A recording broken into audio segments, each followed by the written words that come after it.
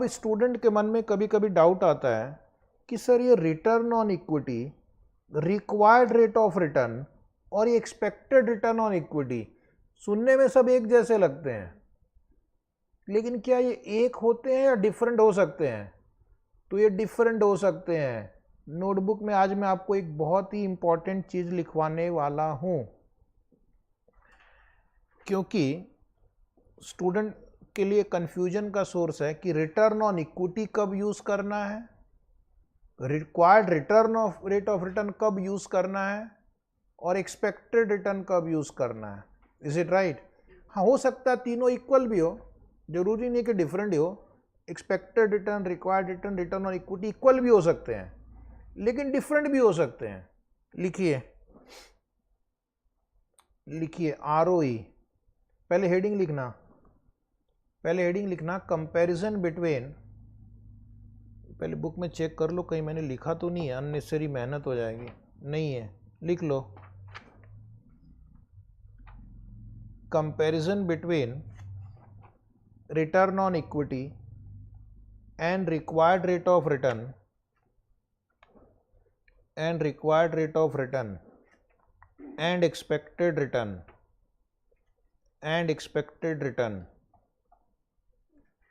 लिखना ROE is equal to, ROE is based on net worth, ROE is based on net worth, ROE is based on net worth bracket में share capital plus reserve, that is amount contributed by shareholder, that is amount contributed by shareholders. It is calculated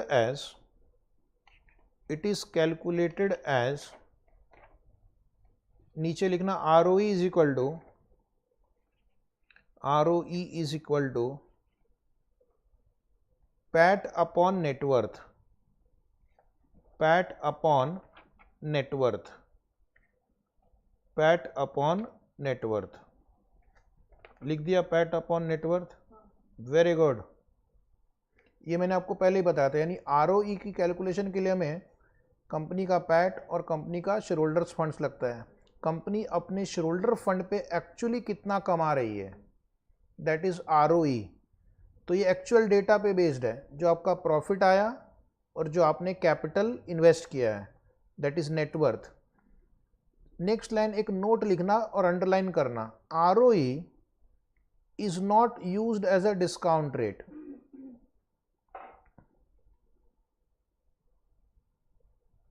It is used for forecasting growth rate.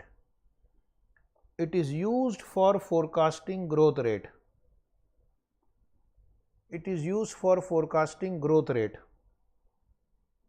Growth rate, that is G equal to B into ROE। आपने formula आज 2-3 बार use किया है। B का मतलब है retention ratio और ROE का मतलब है रिटर्न ऑन इक्विटी। तो ROE का पर्पस है ग्रोथ रेट फोरकास्ट करना। एक लाइन ब्लैंक रखेंगे यहाँ पे। उसके बाद नेक्स्ट हेडिंग लिखना expected return. Expected return, it is based on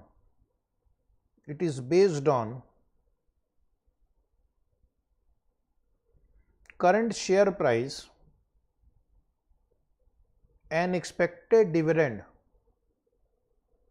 It is based on current share price and expected dividend to be received in future.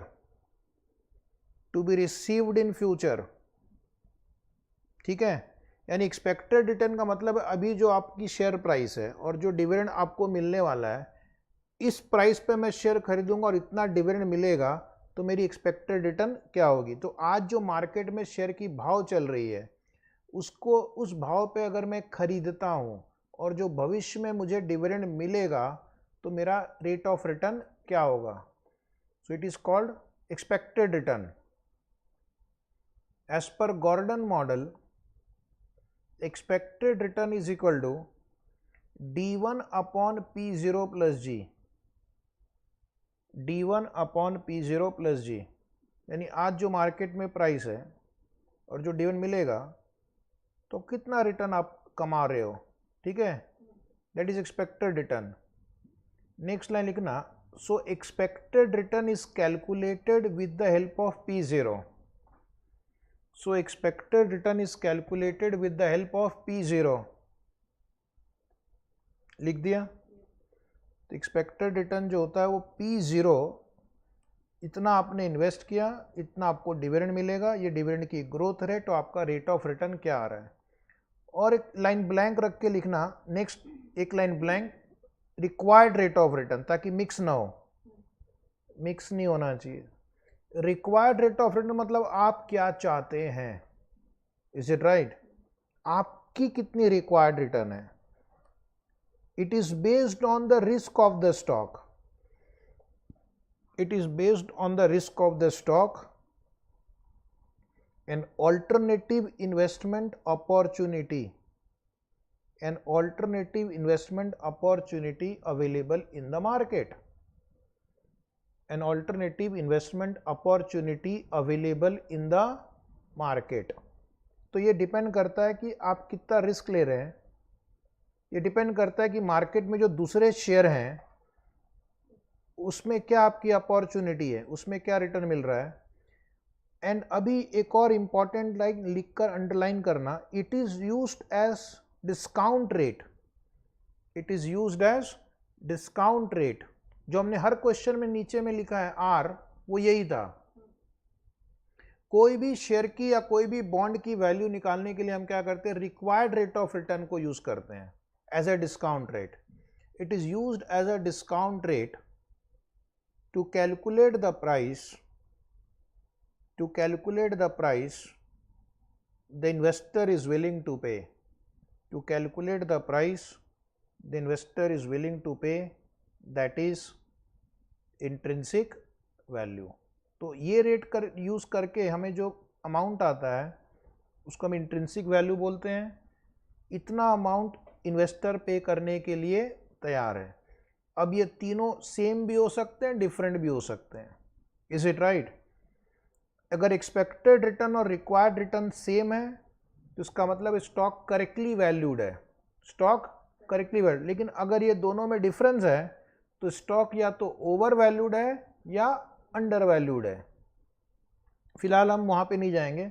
Next chapter portfolio management में मैं आपको बताऊंगा कि अगर इन दोनों में डिफरेंस है तो आप कैसे ओवर वैल्यूड या अंडर वैल्यूड स्टॉक को आइडेंटिफाई कर सकते हैं, ठीक है। आज आप काम करना, सिर्फ ट्राई करना, कंपलसरी नहीं है, नहीं किया तो भी कोई बात नहीं, क्योंकि मैं कल करवाऊंगा। क्वेश्चन नंबर 16, 17, 18 रफ नोटबुक में ट्राई करके आना है, टाइम मिले तो। इससे आपका कॉन्फिडेंस बढ़ेगा, गलती हुई तो पता चल जाएगा कहाँ पे गलती हो रही है, और टाइम नहीं मिला कोई बात नहीं, मैं तो करूँगा ही कल। So now will continue tomorrow. Thank you very much. कल का time. So in summary I am going to tell you about our AFM video lecture. There are two options you can purchase in Hindi or English, applicable for 2024, 2025 and onwards exam. The duration is approximately 290-295 hours. Study material, you will get class notes, 2 volumes, you will get one MCQ question book, you will get summary chart. Our study material covers all questions of study material, RTP, MTP, past exam and many reference book. You can purchase and watch it on your Android based mobile phone, laptop, desktop. You can also get it on pen drive, and we have covered all the latest exam questions and papers also. So these are the modes of learning. You can watch our lectures on mobile, laptop, desktop. For mobile phone, you can watch it on Android based mobile phone. If you have any language issue, don't worry, we have recorded in 2 languages. We have recorded separately, one in Hindi batch, one in English batch. According to your comfort, you can purchase.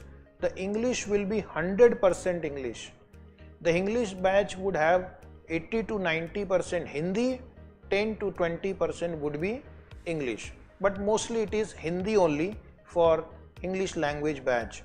And what are the study material we are going to give you along with video lecture? 2 volumes would be given, which will be called class notes, where we have all questions and answers that we are going to cover in the class. We are going to provide you one summary chart of around 100 pages, which will give you summary of all the chapters including theory chapters, and it has all the formulae for CA final AFM at one place. And then you will be given one high quality MCQ book also, which contains very good MCQs on each of these topics. Each topic we have found out from our different resources, and we have compiled one MCQ book. What about the price? That is your question. So there are 2 options. If you purchase Google Drive, you have 2 options: validity 1.2 times 1 year, 5,999. Actually it is 5 year now. We have made it 5 year for our student. You can watch it anytime in the next 5 year. I hope you will not require 5 year time. Or if you want a higher views, you can take 1.8 views with 5 year validity. And if you want in pen drive mode, you will have to pay 1000 rupees extra for pen drive. So I think our prices are very reasonable. The objective is that most of the students should get the benefit of this high quality lecture. Please share this information with your friend that AFM video lecture, regular video lecture, is available only for 5,999, and you can place your order on our website vino.in. If you have any doubt, any query, we are going to help you out. You can ask your query on email asfoundation1@gmail.com. You can call us on the numbers appearing on the screen. You can visit our website vino.in and you will get all the details. We'll be very happy to help you out. My only objective is that you should get very good marks in AFM, and the cost should not be a constraint for you. Maximum people should get the maximum benefit of this high quality lectures. So dear student, thank you very much for watching this video. I wish you all the best.